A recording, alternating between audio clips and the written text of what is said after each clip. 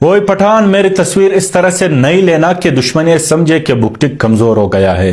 بلوچستان میں قیام پاکستان سے اب تک 5 مسلح بغاوتیں ہو چکی ہے۔ چوتھی تحریک 1977 میں ختم ہوئی تھی، جس کے بعد تقریباً 25 سال تک چھوٹے موٹے انفرادی واقعات کے علاوہ بلوچوں نے کوئی بڑی مزاحمتی تحریک نہیں چلائی۔ مشرف کے ماشاء اللہ کے بعد 2002 سے صورتحال بگڑنا شروع ہوئی، جو 2005 سے ایک بار پھر مسلح جدوجہد میں تبدیل ہو گئی۔ یہ 5ویں اور اب تک کی طویل ترین تحریک ہے، جو لگ بھگ 18 برس سے جاری ہے، اور اس کا نقطہ آغاز نواب اکبر بگٹی کا شہادت تھا۔ بلوچستان کے عوام کا فوج کے خلاف مزاحمت کی باقاعدہ تاریخ ہے، جس کی بنا پر فوج اور بلوچوں میں ایک دوسرے کے بارے میں شدید بد اعتمادی پائی جاتی ہے۔ یہی وجہ ہے کہ مشرف کے مارشاء اللہ پر بلوچستان میں گہری تشویش پائی جاتی تھی، جو بعد میں اتنے زیادہ غم و غصے میں بدل گئی کہ آج تک وہ غم و غصہ تھم نہ سکا۔ فوج کی جانب سے بلوچستان میں چھاؤنی کے قیام کے منصوبے نے جلتی پر تیل کا کام کیا۔ بلوچستان میں تعینات ایپسی کے رویے اور حرکات سے بلوچوں کو بہت سی جائز شکایات تھی۔ موجودہ چھاؤنی کو انہوں نے بلوچستان کی کالونائزیشن کی کوشش سمجھا۔ نواب اکبر بگٹی اس وقت بلوچستان کے سب سے قداور سیاسی رہنما تھے۔ انہوں نے ہر معاملے پر کھل کر دلیرانہ موقف اپنایا اور مرکز کی پالیسیوں پر جارحانہ تنقید کی۔ 2002 سے ایپسی نے سوی آئل فیلڈ کی حفاظت کے بہانے سوی اور ڈیرہ بگٹی میں ڈیرے ڈال دیے۔ اس سے حالات بہتر ہونے کے بجائے مزید خراب ہونے لگے، اور اسی دوران بدقسمتی سے ڈاکٹر شاہ ضیاء والا واقعہ پیش آ گیا۔ ڈاکٹر شاہ ضیاء خالد سوی آئل فیلڈ میں بطور ڈاکٹر میڈیکل افسر تعینات تھی۔ مبینہ طور پر ڈی ایس ڈی کے کیپٹن احمد نے ایک رات زبردستی ان کے کمرے میں داخل ہو کر انہیں زیادتی اور تشدد کا نشانہ بنایا۔ اس دوران ڈی ایس ڈی کے گارڈز باہر پہرا دیتے رہے۔ صبح ڈاکٹر شاہ ضیاء نے جب انتظامیہ کو اس واقعے کی اطلاع دی تو انہیں ہمدردانہ مشورہ دیا گیا کہ وہ اپنی زبان بند رکھے ورنہ انہی کی بدنامی ہوگی۔ جب انہوں نے اپنے اہل خانہ سے رابطہ کرنے پر اصرار کیا تو انہیں 3 دن خوابوار دوائیں دے کر بے ہوش رکھا گیا، اور اسی بے ہوشی میں انہیں کراچی کے ایک دماغی امراض کے ادارے میں منتقل کر دیا گیا۔ مقصد انہیں ذہنی مریض قرار دینا تھا۔ یہیں سے وہ بمشکل اپنے شوہر سے رابطہ کرنے میں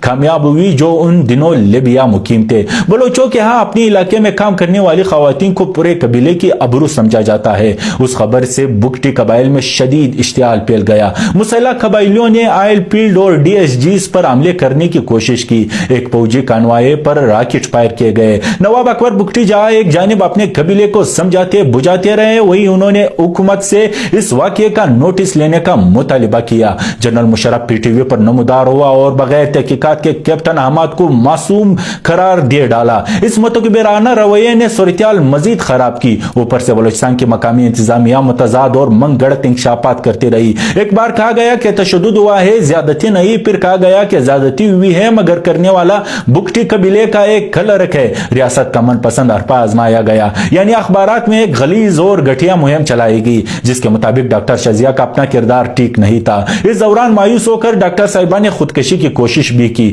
دورہ امریکہ کے دوران واشنگٹن پوسٹ کو انٹرویو میں مشرف نے کہا کہ پاکستانی خواتین ریپ کو پیسہ کمانے اور غیر ملکی نیشنلٹی حاصل کرنے کا ذریعہ سمجھتی ہے۔ 2 دن بعد وہ اس بیان سے مکر گیا اور کہنے لگا کہ اس کے سامنے یہ بات ہوئی تھی، میں نے نہیں کی تھی، مگر واشنگٹن پوسٹ کے پاس اس ملاقات کی ریکارڈنگ موجود تھی۔ یوں ایک بے شرم اور ذلیل انسان نے ایک جونیئر افسر کی خاطر اپنے پورے ادارے کی عزت داؤ پر لگا دی۔ مشرف اور بعض لوکل کمانڈرز کا ایک خیال تھا کہ صرف 3 سرداروں خیراللہ بخش مری، عطا اللہ مینگل اور نواب اکبر بگٹی کا بندوبست کر دیا جائے تو صورتحال نارمل ہو سکتا ہے۔ مشرف نے 2005 کے آغاز میں یہی 50 برس پرانا مردہ کلیشے دہرائے کہ سارے مسائل کے جڑ 2-3 بلوچ سردار ہے۔ پچھلی حکومتیں ان سے مذاکرات کرتی رہی اور ان کی باتیں مانتی رہی۔ میرے حکومت ریاست کی رٹ منوا کر رہے گی۔ اس کے صرف 2 ماہ بعد 17 مارچ 2005 کو جب نواب اکبر بگٹی اور ان کے بیٹے نواب جمیل بگٹی اپنے گھر پر موجود تھے، ان پر بمباری کی گئی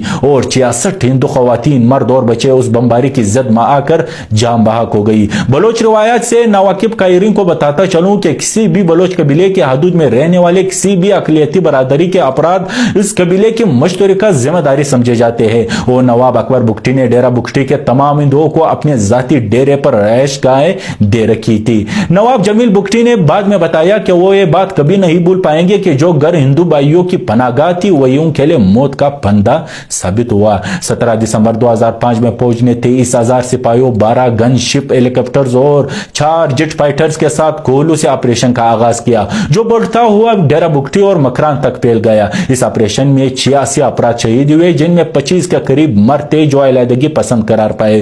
बाकी सब खवातीन और बच्चे थे जो अपने घरों ही में आसमानों से बरसती आग में झुलस कर रह गए। मुशर्रफ ने एक बार फिर टीवी पर आकर बलोचों को खुल्लम खुल्ला धमकी दी कि वहां से एट करेंगे कि पता भी नहीं चलेगा। नवाब अकबर बुगटी ने जवाबन कहा, बलोचों ने हमेशा गैर आईनी इकदाम की मज़ाहमत की है। गद्दार में नहीं हूं जिन्होंने आइन के आर्टिकल 6 की खिलाफ वर्जी की, वो इस मुल्क के असल गद्दार है। अगस्त 2006 को फौज ने उस गार पर जिसमें नवाब अकबर बुगटी कुछ साथियों समेत पनाह लिए हुए थे, हमला करके उन्हें शहीद कर डाला। उनकी लाश कब्जे में ले ली गई और बाद में ताबूत को थाले लगाकर वापस की गई ताकि लावाकीन उनका आखिरी दीदार करने से भी महरूम रहे। जनाजे में अवाम की शिरकत भी नामुमकिन बना दी गई। शहादत से एक माह कबल नवाब अकबर बुगटी ने कहा था, वो मुझे मारने पर तले हुए हैं, मगर मैं अपना वर्षा अपनी आने वाली नस्लों को मुंतकिल करके जा रहा हूं। मेरा बाद नौजवान अपने हकूक की जंग जारी रखेंगे। बलूचिस्तान में इससे पहले वाली 4 बगावतों में से ज्यादातर अनपढ़ कबाइली शरीक हुआ करते थे।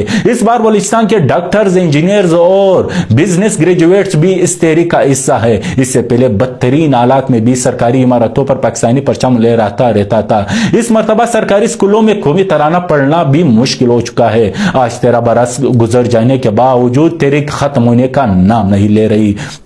मुशर्रफ कब का मर चुका है, मगर बलूचिस्तान उसकी भड़काई आग में आग तक जल रहा है। बुगटी 17 बरस बाद भी जिंदा है। बुगटी 117 बरस बाद भी जिंदा रहेगा।